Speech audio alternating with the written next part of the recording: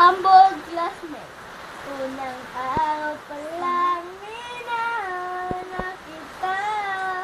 Bakit ba ganito ang aking nadama? Di man kita lubos ang pakilala.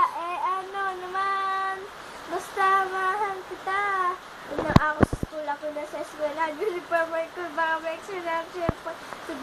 Nakabago chicks ngayon nag-end ko kasi iba mo hapon pa siya katulog. Pero isang ako pa sa isang babae kumakain mag-isa sa kantin. Tapos lalot ba ako natuwa. At bago sumayan yung nalaman ko, cash ko, classmate pa pala. Ngayon ang madiskarte, wala akong pa kaya tumagtarit mag-inang tayo. Basta gusto ko lang sabihin, salita nakakasado, sex ang puso ko, ikaw ay iba papasado. Pero teka lang, pangalan mo, di ko pa alam. Hoy, mister, huwag ka maingay. Tumahimik ka, ma. Anyway, di ko pa rin alam pangalan mo, bunal. Pero pwede ba tawag mo na lang sa'yo ay mahal? Unang araw pa lang, minahal na kita. Bakit ba ganito ang aking nadama? Di man lubos ang pakilala.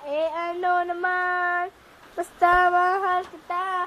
Sagot subject, andun kami sa may lab. Hindi ako nakikinititig ako kay may lab. Lag na nga kita, LOVE. Di ko dama, pagod ko kahit na pag-topic ay PC. Ito hindi easy, kaya ikaw busy, pero ako'y sisi.